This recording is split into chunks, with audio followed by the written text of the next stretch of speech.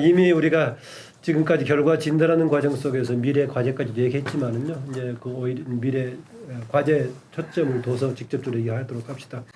180석. 물론 정확하게는 뭐 어떻게 할지 모르겠습니다. 당장은 지금 이제 군소정당, 소수정당 2명이 빠져나가니까 2명 빼고 하면은 178이 되는 거고요. 애초 약속했던 11번부터가 민주당이다라고 얘기하면 170석이 되는 것인데 어쨌든 간에 전체 진영으로 보자면 180을 넘어서 190 가까이 되는 압도적인 다수입니다.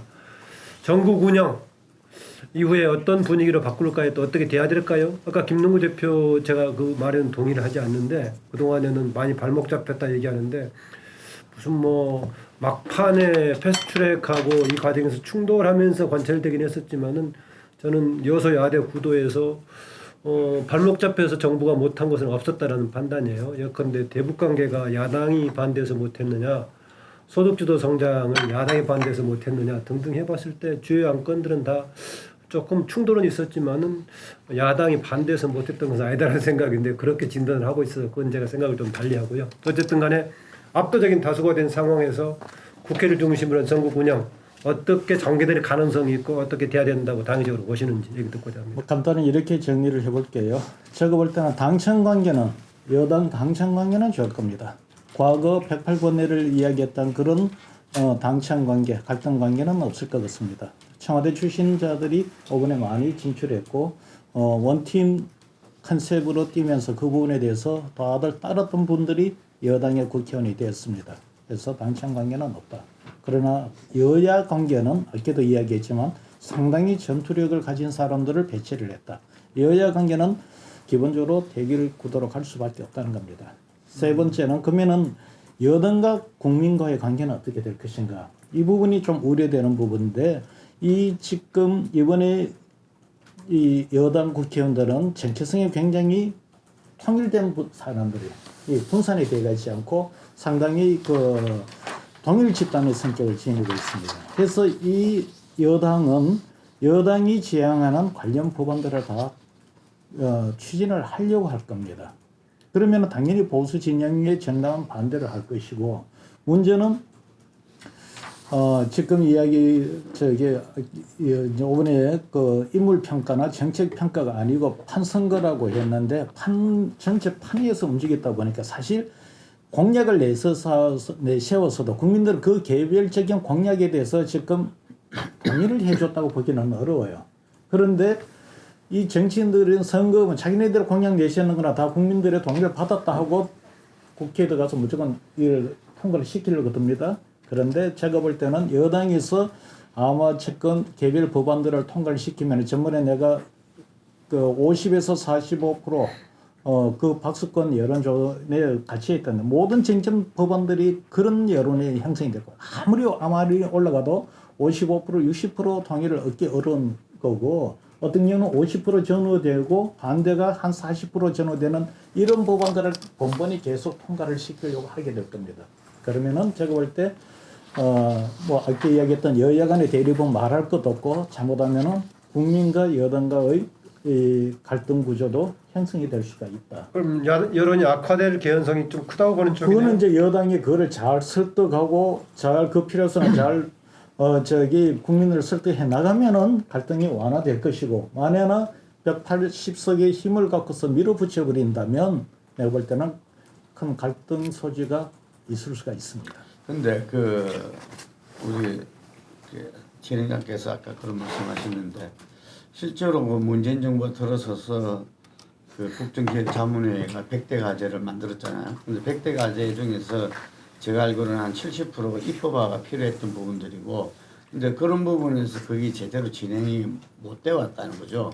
이게 지금 현재 선진화법 내에서는 그 법안이 해당 상임위 가면 소위가 꾸려지잖아요. 근데 지금 우리나라 소위는 거의 만장일치제로가 지금 이 원칙이기 때문에 한 명이라도 반대하면 그게 자기 상임위 본회의에 못 올라가는 거예요. 예를 들어서 그거를. 그래서 그런 부분들을 유치원법 같은 경우도 결국은 4+1로 패스트트랙이 해서 본회의에서 그 된 거거든요. 그러니까 그런 부분들이 숱하게 많다는 거죠. 나는 지금. 핵심 정책 가지고 좌절된 게 하나도 없다라고 보는 쪽이거든. 근데 하여간에 그거를 제가 지금 구체적인 거는 잘 그 뭐야 못하겠지만 이렇게 뭐 재벌 개혁이라든지 뭐 이런 부분에서도 그 많다고 지금 제가 알고 있거든요. 그거를 그래서 그런 부분들이 이번 과정을 21대 국회에서 저는 아마 여당이 그런 부분에 상당히 그 가속도를 낼 거다 이렇게 그 보여지는데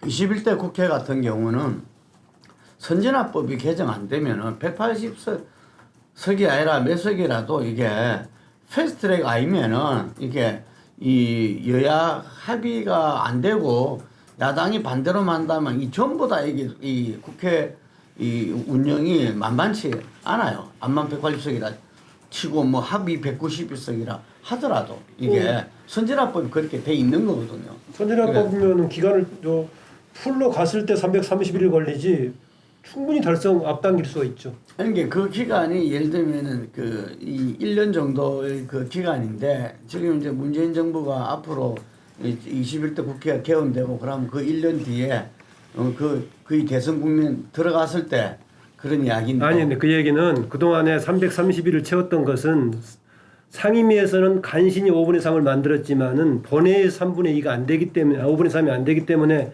331을 채울 수밖에 없었지만은 본회의에서 60%가 되면은 아무 때나 당겨서 할 수 있어요. 331을 가야 되는 건 아니에요. 하여튼 제가 보기에는 제가 알기로는 그렇게 알고 있는데 그래서 제가 이야기하고자 하는 압도적인 그 의석을 지낸 이 여당이라 하더라도 결국은 어떤 이 협치 야당과의 어떤 이렇게 서로 대화 타협을 하지 않고서는 정상적인 제대로 된 국회 운영할 수가 없다는 겁니다. 이게. 조금 유리해진 정도다라는 정도네요. 네, 그렇죠. 예, 그렇기 때문에 지금 국회의장이라든지 그 원내대표라든지 이런 사람들이 하여간에 그 협치국회를 갖다가 운영할 이 협치국회라는 게 저는 촛불국회하고 배치되는 게 아니라고 보거든요. 이게 탄핵도 결국은 야당과의 어떤 이 당시에 이렇게 이 자유한국당입니까? 그것의 이 협조 속에서 이루어졌던 거고, 이게 그래서 그 부분이 앞으로의 국정 운영에서 굉장히 관건이 될 것이다 이렇게 보여집니다. 이게 그 야당과의 어떤 이 협치 나름대로 대화 이 타협으로서 이끌어내는 이 부분을 해낼 수 있느냐 없느냐 이런 거고 저는 야당도 거기에서 전에처럼 무조건 반대라고 했던 그 부분들은 탈피할 수밖에 없는 거거든요. 그래서 여러 가지로 이렇게 그 좋은 환경이 조성되기 때문에 잘 될 거다. 예. 네. 저는 일단 여권과 윤석열이 어떻게 이제 마지막으로 이혼할 건가 하는 과정이 이혼을 하게 돼 있다. 예, 이혼은 시간 문제라고 봅니다. 왜냐하면 지금 신라젠이나 라임, 상상인 등을 수사하게 되고 우리들 병원까지도 하게 될 것 같은데 이 과정에서 지금 선거 끝나니까 여권이 이제 교만 오만을 의식해서 좀 숙이라 하고 윤석열을 자꾸 이야기하지 말라고 겉으로는 말하지만 뭐 검찰은 제가 봤을 때는 뭐 어차피 공수처 생기면 자기들 이제 거의 끝이다고 보고 그야말로 옥세하자라고 하면서 수사를 하고 있는 걸로 제가 보여져요. 7월 이전에 지금 하겠다. 네, 그러니까 결국은 어느 시점이 가면 이걸 갖다가 용납치 않고 이제는 인내의 한계를 이렇게 보인 척하면서 제거하라 이래 떨어지면 여당이 다 나서서 제거하려 하겠지요. 그런데 이제 현실적으로 대통령이 쫓아냈다라는 손에 피는 묻히기 싫을 거고 여당이 제거하려면 뭐 결국은 국회에서 탄핵을 할 것이냐 이런 논란까지도 될 겁니다. 그럼 이것이 지금 당장 다가올 가장 큰 폭탄이라는 거죠 하나. 그럼 이 문제에서 야권의 협조를 얻을 수 있겠느냐? 야당이 그러다가는 같이 사꾸라되니까 그건 또 못할 거라고 보여요.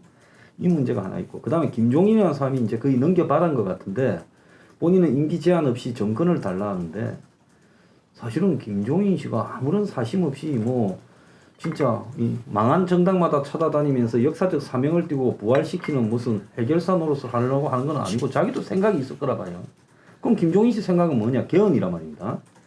그러면 지금 여당이 선거 앞두고 개헌을 슬쩍 던져가 야당의 투쟁 의지를 이렇게 떡밥을 이렇게 물려가 약화시켰는데 이제 그러면 선거에 대성을 했는데 개헌을 할 거냐? 아니면 초반에 문정권 초초에 했던 그 뭡니까? 분권과 뭐 이 좌파 이 우파들이 이야기하는 좌파식 개헌을 하려고 하는 거냐? 국가보안법 등을 없애는 안 그러면 미통당이 원하는 이 이원 집정부제 개헌을 해서 나눠먹자라고 할 거냐? 근데 총선 전에는 선거에 혹시 실패하게 되면 거의 뭐 이 퇴임 이후에 어떤 대책이 안 나오기 때문에 총선 전에는 이원 집정부제 개헌으로 이렇게 던지는 떡밥이었지만 이제 이렇게 대성을 해서 뭐 다 끌고 모으면 190석이 넘는데 개헌을 굳이 할 필요가 있겠느냐? 차라리 한 10명 잡아놓고 그놈들 다시 선거해서 200석 넘기는 게 낫지 않냐? 그래서 문재인 입장에 봤을 때는 개헌에 대한 어떤 필요성이 확 떨어진 거죠. 자, 그러면 야권 내부에서 그런 걸 갖다 생각하고 개헌에 앞장섰던 사람들은 약속 지키라고 이제 이야기를 또 할 겁니다. 지금 미통당은 개헌을 당론으로 2018년 4월에 김성태 때 채택해 놓고 있어요. 자, 그러면 이제 개헌 부분이 김종인이 아마 일정하게 여권에 협조하는 모양새를 띠면서 개헌을 자꾸 요구할 거라고 봐요. 문하고 이렇게 지금 영수회담을 하자고 하면서요. 그 부분에 대한 것들이 어떻게 되느냐라는 게 하나이고, 그 다음에 가장 큰 문제는 이거는 뭐 인력으로 할 수 있는 부분이 아닌 코로나 이후에 제가 볼 때 뭐 연말쯤 가면 공황적 사태가 올 건데 이때 과연 그때는 이제 지금이야 무슨 금융 지원이니 무슨 월급을 지원해 주니 이러지만은 그때는 이제 구조 조정을 해서 죽이는 순서대로 이제 택해야 될 건데 그때 과연 어떻게 할 것이냐. 그래서 어떻게 보면 거대 여당을 만들어 놓고 해먹을 선택지가 거의 없어질 수도 있다는 거고, 김정은이 문제만 해도 뭔 사고는 나긴 난 것 같아요. 죽지는 않았겠지만은. 그러면 김정은이가 저렇게 만약에 유고가 나타나면 이 4월 27일 날 북한에 한방해서 완전히 뭐 북한하고의 이런 다시 이 뭐 의료, 보건, 뭐 식량 지원, 철도 연결해서 이제 비핵화 바람을 또 트럼프 선거 전에 잡아주고 몰고 갈라는 건 어떻게 할 거냐. 그래서 제가 볼 때 이겨서 뭐 진짜 우리인이 마음대로 해 하는 국면이 됐는데 예. 실제로 따져보면 마음대로 할 게 별로 없어졌다고 제가 봅니다. 저도 강 소장의 결론에 상당히 동의를 하는데요. 그러니까 지금 뭐 180석 넘게까지 했다고 해서 아까 제가 절대 반대라는 표현을 썼지만 모든 걸 가면서 그러니까 집권 세력들 뜻대로 마음대로 할 수 있느냐?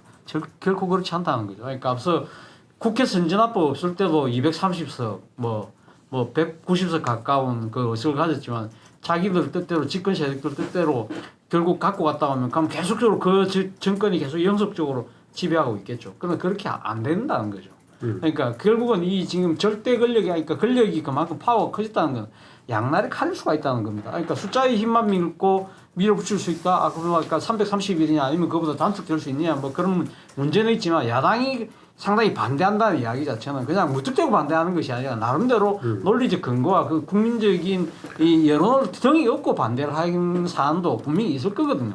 그런 상황까지 깡그리 무시하고 갈 수는 없다는 겁니다. 그렇다고 한다면 모르겠습니다. 그러니까 지금 집권 세력 입장에서는 20년 집권, 최소한 20년 집권 주류 교체라는 걸 달성하기 위해서라도 저는 좀 현명하게 판단할 필요가 있다는 겁니다. 그러니까 이 상황에서 힘으로 밀어붙여서 완전히 뻗출 수 있다? 절대 이거는 민주국가에서는 그게 결코 가능하지 않다는 겁니다. 그렇다고 한다면 저는 현명하게 생각해서 사실은 앞서도 제가 계속적으로 하는 이야기지만 선거제 개혁해야 되고 그리고 이 권력 구조에 대한 개편도 해야 되는 거. 촛불 말씀하셨지 않습니까?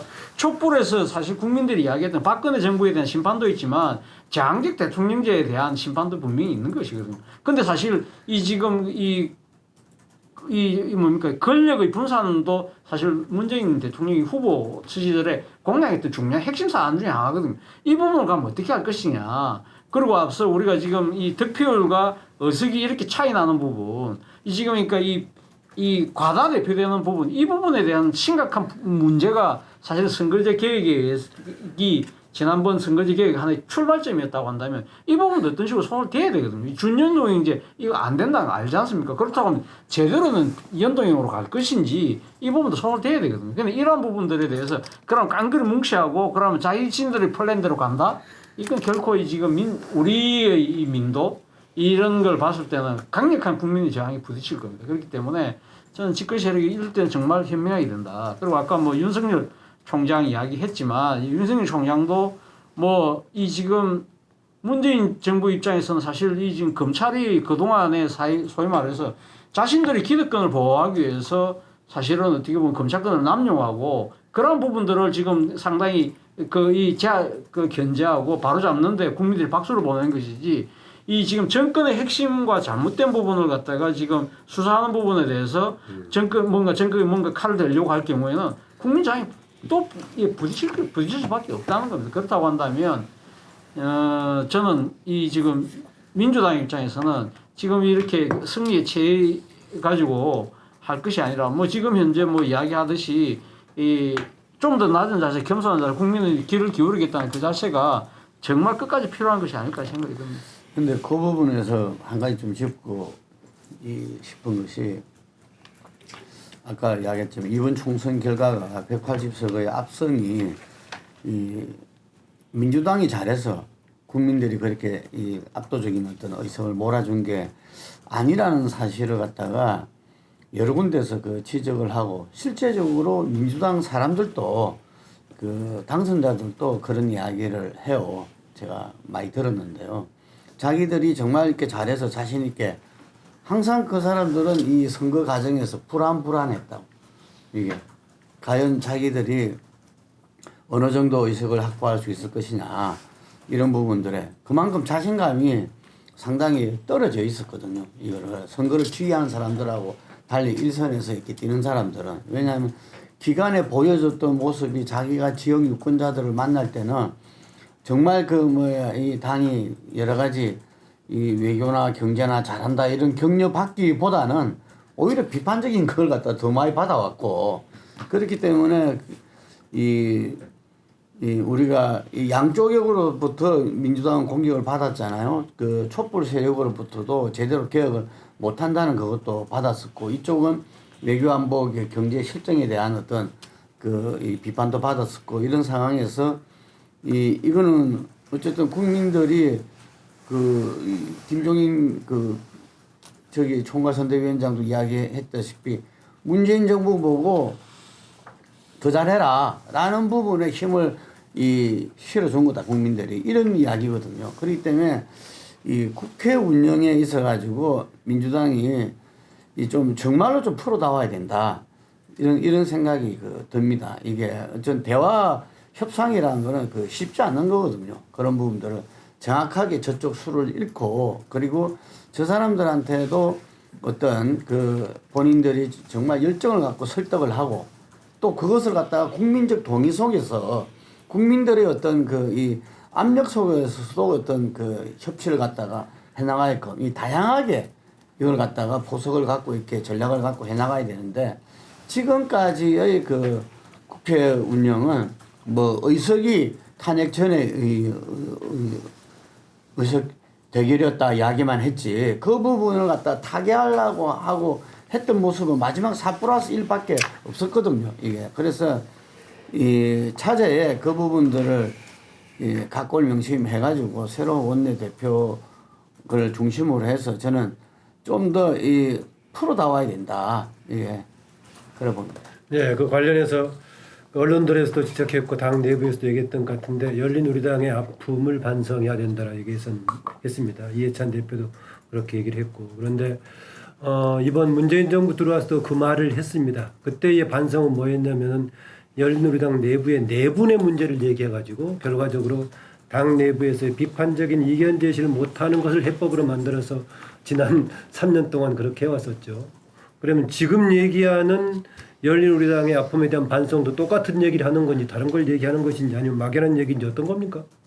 저는 앞서도 이야기했지만 결국은 열린우리당 때의 실패가 그러니까 사실은 그때 패족으로 자신들이 전락할 수밖에 없지 않습니까? 예. 사실 그래서 노무현 전 대통령의 비극 때문에 사실 기사회생했던 측면이 있는데 이번에도 예를 들면 이 국민들이 밀어준 이 압도적 의석을 바탕으로 해서 제대로 국민들로부터 제대로 된 또 이 평가를 다시 한번 못 받는다고 한다면 이번에 만약에 기회를 놓치면 30분은 없다는 거죠. 그러니까 어떤 자세가 필요하다고 그래서 저는 앞서 뭐 그 말씀하신 것처럼 뭐 예를 들면 지금 그러니까 지금 당정이 일치된 목소리로 가자는 측면도 분명히 있겠죠.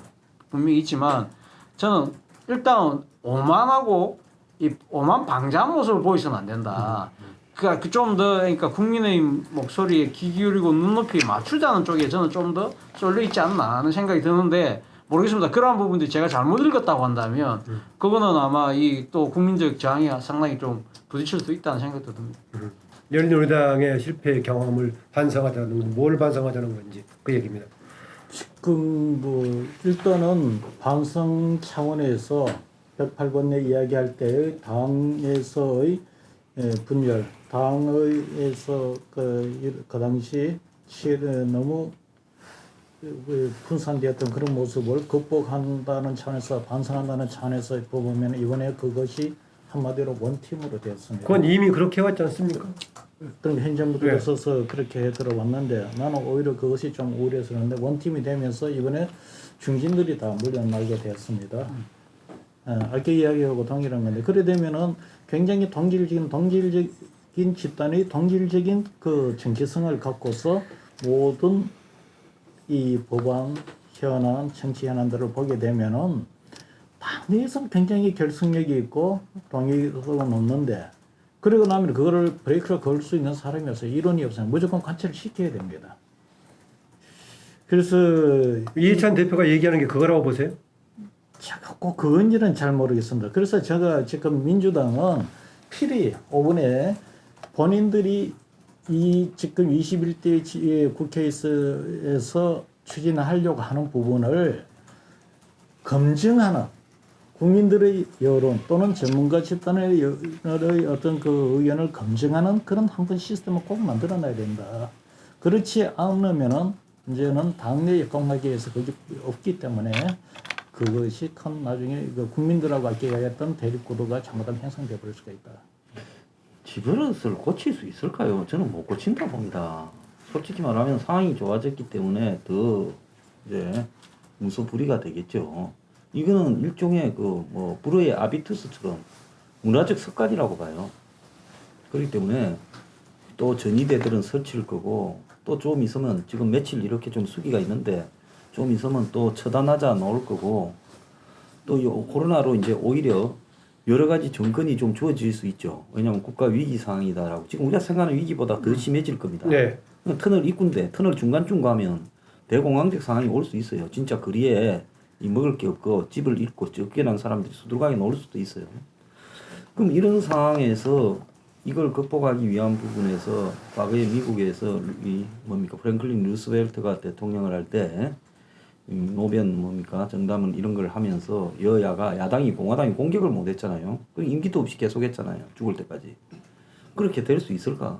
저는 그렇게 되지 않을 거다. 잘못하다가는 제가 볼 때 국가의 이 통치력 무력화 현상이 이 경제 붕괴와 함께 올 수도 있다는 겁니다. 의석과 관계없이. 노무현은 뭐 154석인데 그건 적었습니까? 152석. 152석. 그것도 적지 않았죠. 그렇지만 마지막에 통치력을 상실하는 국면이 왔다는 거예요. 그럼 마지막에 뭐냐? 경제 때문에 국민이 안 좋다는 그때 경제 안 좋다는 거하고 지금 앞으로 안 좋아질 부분하고는 비교가 되겠습니까? 그렇기 때문에 지금부터라도 제가 봤을 때는 국민 앞에 엄청난 위기가 오고 있다고 솔직히 이야기하고 본인의 통치 스타일을 고치겠다고 말하고 이렇게 적극적으로 이렇게 하지 않는 이상은 제가 볼 때 어떻게 보면 이 대성이 망조의 지름길이 될 수 있다 이러거든요.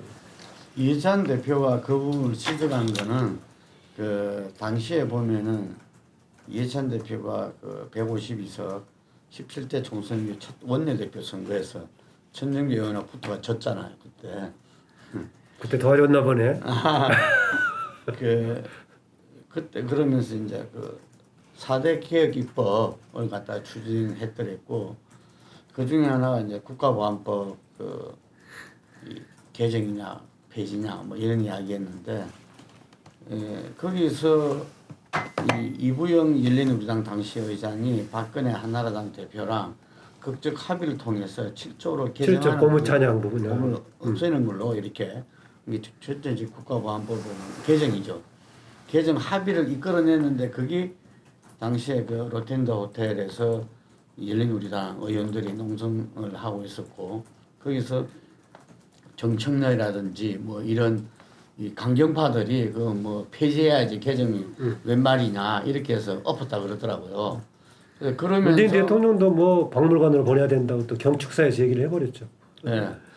아니, 노무현 대통령.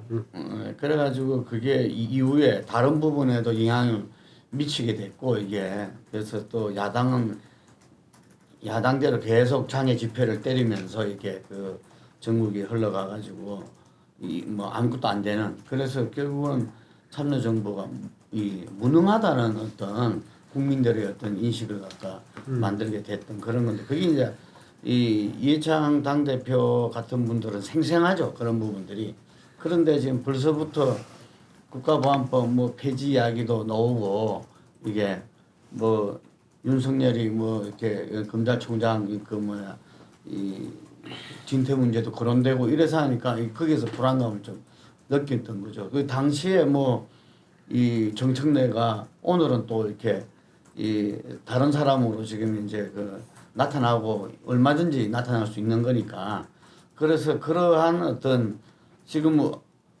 안 그래도 이게 다 친문 일색인데 그 중에서 좀 더 이렇게 이 충성하고 그 하려는 사람들이 그런 식으로 나서면은 이거 뭐 이 어떻게 될지 모른다라는 위기 의식을 저는 분명히 가졌다고 봅니다. 그게. 같은 당은 아니지만 최강욱 같은 스타일이 계속해서 돌출될 여지가 있다고 보세요. 어떠세요? 저는 충분히 여지가 있다고 보여지고. 그럼 위험스럽네요. 그 지금 재판 받고 있잖아요. 네. 이게 그래서 그 재판 받는 과정에서 더 좀 강경하게 나가지 않을까. 예, 보니까 더 말들이 강경하게 그 돼 나가더라고요. 갚아주겠다 뭐 이렇게. 최강 의원이 그래서 저 당도 빨리 그 합당을 하는 게 좋지 않나. 지금은 뭐 그 최강 의원 뭐 뭐라고 할 수도 없는 거잖아요. 이게 그래서 뭐 저는 미성정당 부분들은 이렇게 이 가감하게 국민들한테 고백하면서 저는 그 이 다시 한 번 더 이렇게 이 사과해야 된다고 보이고 다시는 이런 행위가 없도록 하겠다고 자기들이 맹세도 하고 이 그렇지만 열린 이 민주당 같은 경우도 이렇게 그 같은 뿌리에 같은 그거니까 이 통합하는 게 맞다 이래 봅니다. 예.